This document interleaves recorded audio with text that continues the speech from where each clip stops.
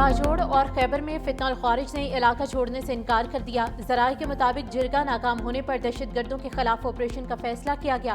कबायली हमायदीन ने फितनाल खारिज को इलाका छोड़ने समेत 3 मुतालिबात किए। सरकारी ज़राए के मुताबिक खैबर में 350 और बाजोड़ में 300 से ज़ायद दहशतगर्द मौजूद होने की इतलात हैं। ज़राए के मुताबिक खैबर और बाजोड़ में 80% दहशतगर्दों का ताल्लुक अफगानिस्तान से है।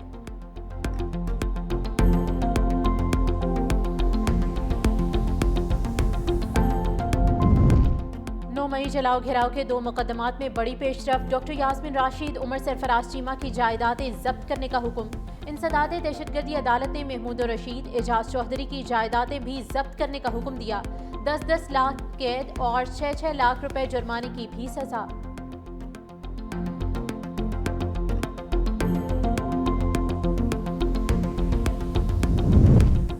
लाखों भेड़ बकरियों की जान बचाने वाली वैक्सीन में भी घपलों का इंकशाफ। वैक्सीन पूरी दिए बगैर ही सप्लायर्स को अदायगी कर दी गई।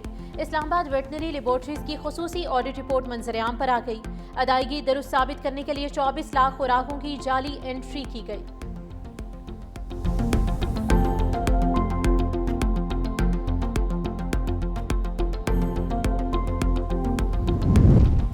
और लाहौर में मोअम्मर खातून के कान से बालियां नोचने वाला मुलजिम साथियों समेत मुबैना मुकाबले में हलाक। मनावा में पुलिस और मुलजिमान के दरमियान फायरिंग का तबादला हुआ।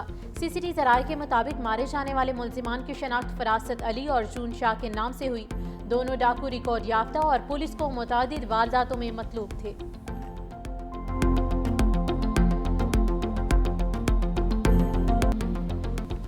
ट्रंप सरकार का मोदी सरकार की दहशतगर्द पॉलिसीज को बड़ा झटका। अमेरिका ने भारतीय स्पॉन्सर्ड BLA और मुजीद ब्रिगेड को दहशतगर्द ग्रुप करार दे दिया।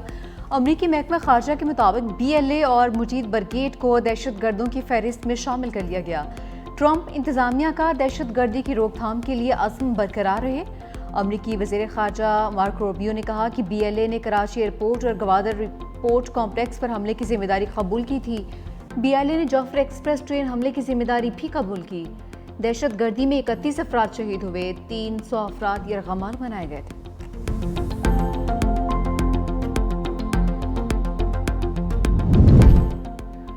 वज़ीर आला बलूचिस्तान का BLA और मुजीद ब्रिगेड को दहशतगर्द तंजीम करार देने का खैर मकदम। कहा कि हुकूमत और फील्ड मार्शल आसिम मुनीर को क्रेडिट जाता है। शहरियों के कत्ल का कोई जवाब नहीं। करदम BLA अरसा दराज से मासूम लोगों का खून बहा रही है। दहशतगर्दी के खात्मे के लिए दुनिया को मुत्तहिद होना होगा।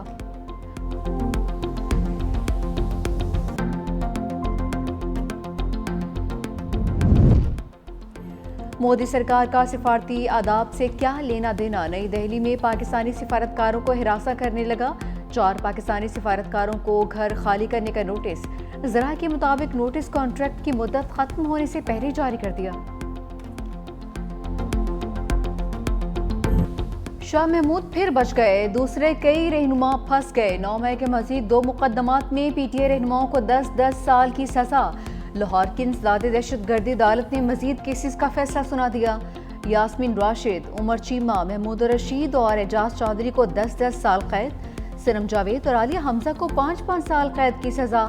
आयशा भुट्टा को जिना हाउस के करीब गाड़ियां जलाने के केस में 10 साल कैद। शाह महमूद कुरैशी दोनों मुकदमात में बरी। थाना शादमान नजर आतिश केस में 13 मुलजिमान को सजाएं, 12 बरी। जिना हाउस के करीब गाड़ियां जलाने के केस में 7 मुलजिमान को सजाएं, 10 को बरी करने का हुक्म। अदालत ने कुछ रोज कबल उमर अयूब, शिबली फराह समेत दीगर अफराद को 9 मई के मुकदमात में सजाएं सुनाई थी। शाह महमूद कुरैशी बरी हो गए। तहरीक इंसाफ का फैसले को चैलेंज करने का ऐलान। पार्लियामेंट के बाहर मीडिया से गुफ्तगू में बैरिस्टर गोहर ने कहा कि नाइंसाफी की छुरी चलती रही तो मुल्क मजीद तकसीम होगा। आज इंसाफ का कत्ल हुआ, सजाओं की मजम्मत करते हैं। 8 फरवरी को 180 नशिस्तों पर कामयाब हुए मगर मैंडेट छीना गया। मैंडेट चोरी हुआ, जो मिला वो तस्लीम नहीं हुआ। आज हमारे अवान में 76 नुमाइंदे रह गए। 74 साल कैंसर की मरीजा यास्मीन राशिद को फिर से सजा सुना दी गई। हर दिल अजीज लीडर की रिहाई तक तहरीक चलेगी। असद कैसर बोले, ये अदालत नहीं है, हुकूमत के फैसले लगते हैं। इन फैसलों में इंसाफ दूर दूर तक नजर नहीं आ रहा। अदलिया को खड़ा होना पड़ेगा वरना अमली खाना जंगी की जानिब हालात बढ़ रहे हैं। फॉर्म 47 वालों के बच्चे भी उन्हें रुकन नहीं मानते। तहरीक इंसाफ का सजाओं के खिलाफ पार्लियामेंट हाउस के बाहर हंगामा। PTI अरकान कौमी असम्बली इजलास से निकल गए। पार्लियामेंट हाउस के गेट पर एहतजाज।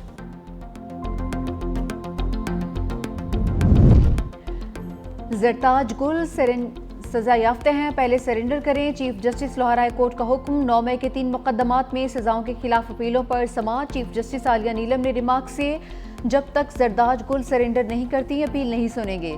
जरताज गुल पहले सरेंडर करें फिर अदालत से रजू करें। रजिस्ट्रार ऑफिस का एतराज बरकरार रखते हुए जरताज गुल को पेश होने का हुक्म।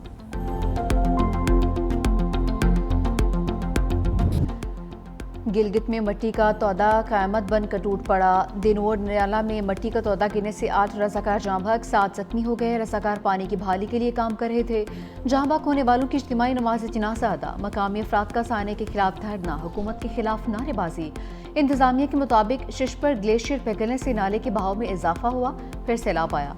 दरियाए सतलुज और मुलहका नदी नालों में सैलाब का अलर्ट। आइंदा घंटे में 72 की जानिब से पानी छोड़े जाने का इम्कान है।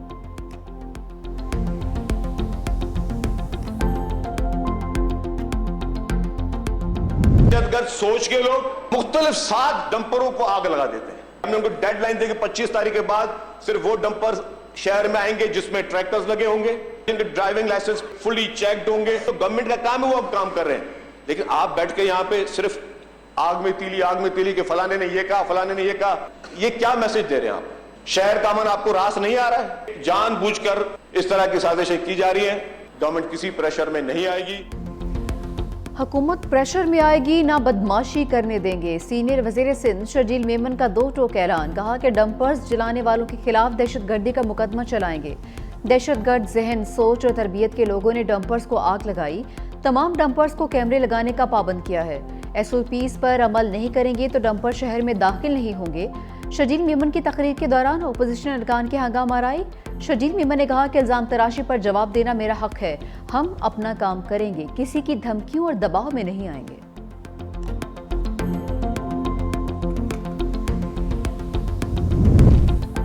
तुर्किया में क़यामत खेज ज़लज़ला, दर्जनों इमारतें ज़मीं बोस, 1 शख्स जाँ भाग, 29 जख्मी।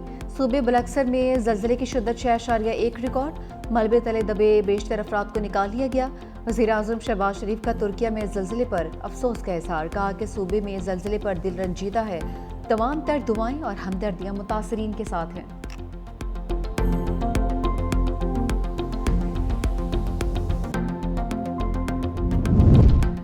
शुगर माफिया गलत अदादोशुमार देकर बच निकला। कंपटीशन कमीशन भी बेबस, हुकूमत भी बेबस, अवाम लुटने पर मजबूर। वफाकी वज़ीर ख़जाना मोहम्मद औरंगज़ेब को मुल्क में चीनी के मसाइल पर briefing. Chairman competition commission doctor Kabir Sidhu ने शुगर कार्टेल की वारदात बेनकाब कर दी। कहा दस्तयाब स्टॉक और प्रोडक्शन के बारे में गलत डेटा फराहम किया गया। फैसला साजी शुगर मिल्स के फराहम करदा डेटा की बुनियाद पर नहीं होनी चाहिए। फैसला साजी के लिए आज़ादाना और शफाफ डेटा हासिल किया जाए। ये सादा सी बात कई साल अवाम के लुटने के बाद फैसला साजों की समझ में आई है। देर आए दुरुस्त आए, लेकिन शफाफ डेटा कितना शफाफ होगा? 2010 का शुगर कार्टेल का फैसला आज तक मंजर आम पर नहीं लाया जा सका। सिंध हाई कोर्ट ने 2021 तक स्टे दिए रखा। अब मामला सुप्रीम कोर्ट में ज़ेर इल्तिवा है।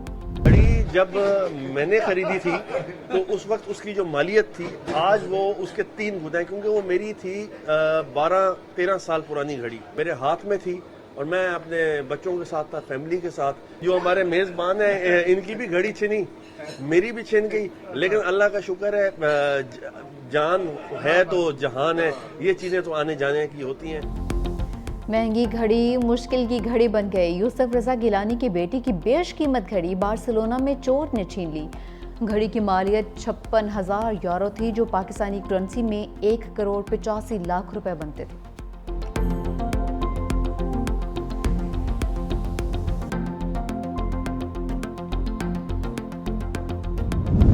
भारतीय रियासत उत्तर प्रदेश में 200 साल पुराने तारीखी मकबरे पर हमला। बजरंग दल समेत इंतहा पसंद हिंदू तंजीम के अरकान ने धावा बोल दिया। मकबरे की तारीखी इमारत को नुकसान पहुंचाया है।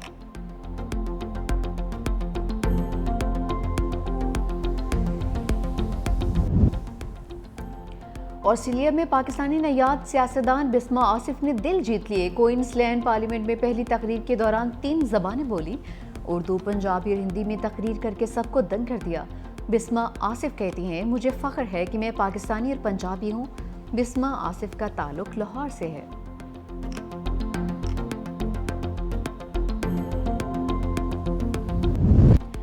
वेस्टइंडीज ने हिसाब बराबर कर दिया। पाकिस्तान को दूसरे वनडे में शिकस्त। बारिश से मुतासरा मैच में कौमी टीम ने पहले खेलते हुए 35 ओवर्स में 7 विकेटों के नुकसान पर सिर्फ 171 रन बनाए। हुसैन तलत ने 31, अब्दुल्ला शफीक ने 26 और साइम अयूब ने 23 रन की इनिंग्स खेली। डीएल सिस्टम के तहत वेस्टइंडीज ने 181 रन का हदफ 5 विकेटों पर पूरा कर लिया। शिरफेन रुदरफोर्ड ने 45 और शाय होप ने 32 रन बनाए। सीरीज का फैसला कुल मैच आज खेला जाएगा।